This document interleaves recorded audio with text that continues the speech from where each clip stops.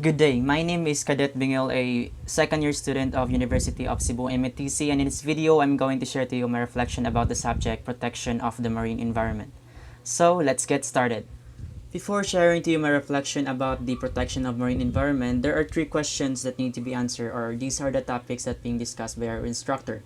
So first, what is marine environment? Second, what are the major sources of marine pollution and its impact to hazards to humans, animals, and shipping industry? And lastly, the explain MARPOL Convention history when it was adopted, entered into force, and its objectives, including all the regulations of MARPOL Annex 1 to 6. Now, what is a marine environment? As seen from the space, the blue color of the planet Earth is the vast water of ocean surrounding about 70% of water, and that is our ocean mostly. Oceans are the biggest stores of water on Earth. Water leaves the ocean through the evaporation and then enters again through rainfalls, or what we call as precipitation, and falls down to the lakes, rivers, and other parts of the Earth. And there was a time man thought that the ocean was infinite and everything was absorbed by it. And oceans and seas literally became the receptors of all kinds of refuse originating from shore, as well as waste coming from the ship, or mostly in the land-based pollution or pollutants. The marine ecosystems are aquatic environments with high levels of dissolved salt, or that is what we call as the oceans. This includes the open ocean, the deep sea ocean, the coastal marine ecosystem, and each of which have different physical and biological characters. And this marine environment supports us in our food chain. Kasi alam natin that we gather foods to eat, like the seafoods or some other fishes that is important to our health. And why are we talking about the marine environment? Gaano ito ka-importante sa atin? So, the marine environment is a vital resource of life on Earth. Marine ecosystems perform the number of key environmental functions like to regulate the climate, prevent erosions, accumulate and distribute the solar energy, absorb the carbon dioxides from the people or on any other technologies, and maintain the biological control. So, ganun ka-importante ang marine environment sa atin, and most especially to the animals and other industries that made our world develop. Then the next question is, what are the major sources of marine pollution and its impact or hazard to human, animals, and shipping industry? So, in the previous activity, we have this kind of questions. So, I'll just be reading this one. So, the major sources of marine pollution are, there are two. The land-based sources, and the second will be the shipping and maritime industry. So, the land-based sources, byproducts of industry, runoff from agricultural pesticides and herbicides, effluents discharged from urban areas, exploration and exploitation activities. So alam natin na without proper segregation from land-based or mga basura natin mga tao, mapupunta yan sa ocean. The next will be the shipping and maritime industry. The collision, grounding or accidental discharge, operational discharge, tank washing, ballasting or deballasting, the machinery, space discharge, and docking. So, alam natin kapag nagko-collide or nagkaroon ng banggaan ng dalawang ships or vessel, therefore, there will be an oil spill, and that would affect the marine environment. There are lots of fishes na mamamatay. Then, previously, we talked about the major sources of marine pollution.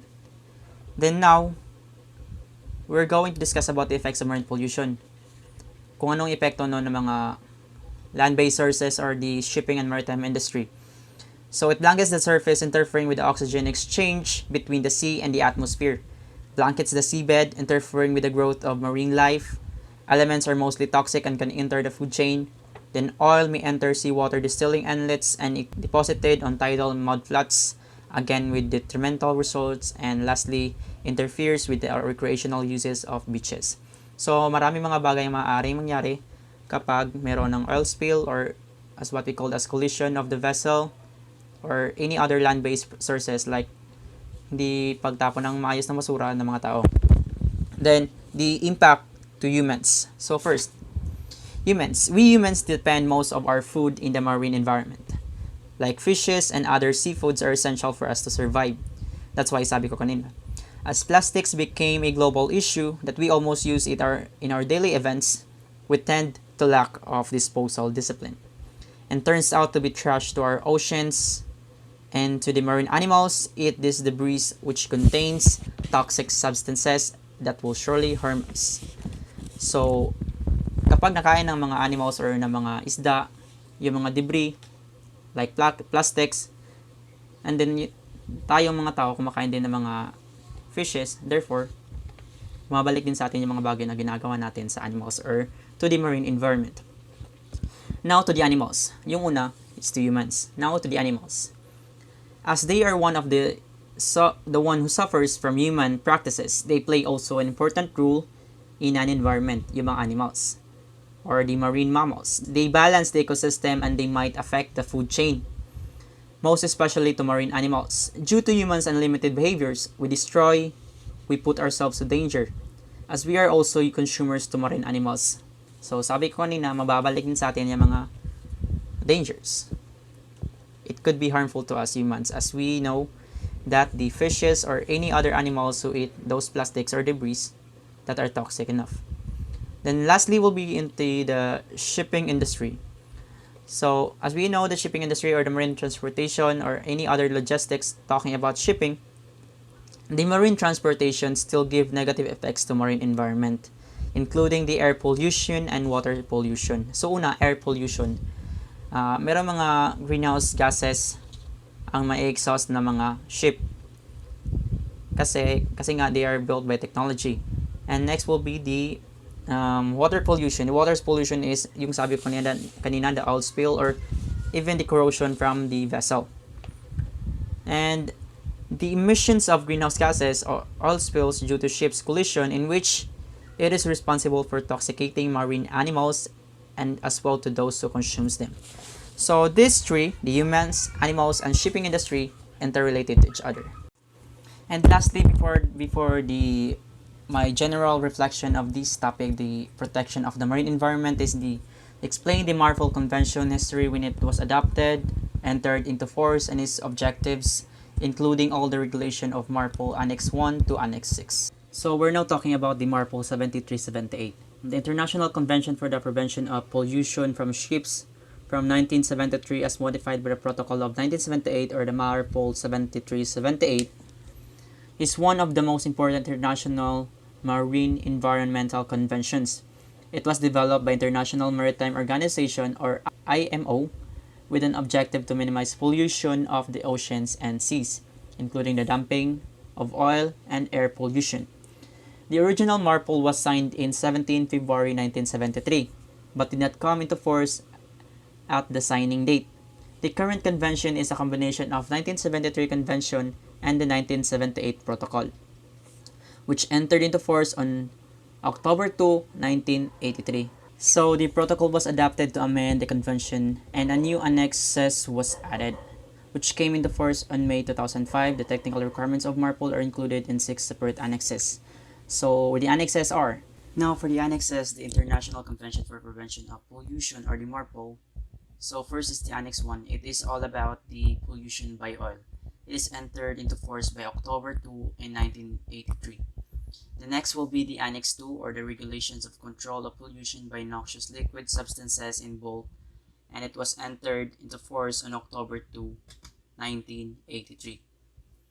So it's all about the noxious liquid.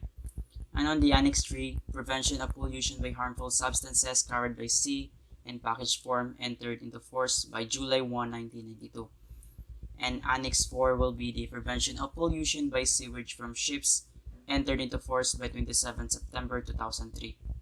It's all about the sewage from the ship. Then the Annex 5 will be the Prevention of Pollution by Garbage from Ships, entered into force by December 31, 1988. It's all about the garbage from the ships. Then lastly, the Annex 6, the Prevention of Air Pollution from Ships, and it was entered into force by May 19, 2005. It's all about the greenhouse gases being exhausted by the ship. Now, for my overall reflection about the subject, protection of the marine environment, is that we should protect, preserve, and maintain the balance in our marine habitat or the marine ecosystem, as we humans depend most of our essentials on it. The foods that we eat, the contribution to the oxygen we breathe, and it serves as the way of transportation to the one who develops the world, and that is the shipping industry. But due to the limits of innocent humans, we put ourselves to danger, as toxic substances may enter to the food chain and affect the human health, and to our Mother Earth as well. Like knowing the marple, it takes time to develop. It takes time to put some new things that could possibly turn things to good and be on its standard. All things remain on its state until some events happen, and improving things need to be further analyzed and checked in order to enter into force. Remember to stay responsible in everything you did. And I hope this subject gives us a learning about preserving our marine environment. And that's all for this video, and thank you for watching. Have a nice day.